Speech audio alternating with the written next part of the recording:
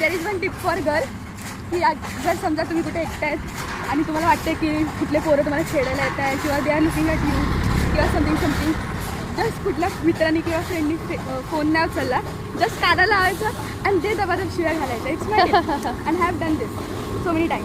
ओ त्याच्याने कसं होतं माहिती का पोरं घाबरतात आणि पोरं विचार करतात की ह्या पोरीला छेडायच्या आधी 10 वेळा विचार करायला पाहिजे. Right right. असं माणसाने ऑरा ठेवायला पाहिजे. ऑरा नाही तर तोरा बोलायचा मराठीमध्ये. तर आपल्याला त्याला शिव्या शिकायला लागतील. मला खूप येतात. अरे वा. पण आता कॅमेरा फ्रेंडली राहायचं बिकॉज फॅमिली फ्रेंडली ब्लॉग्स असतात पण आपण बोलू नाही शकत.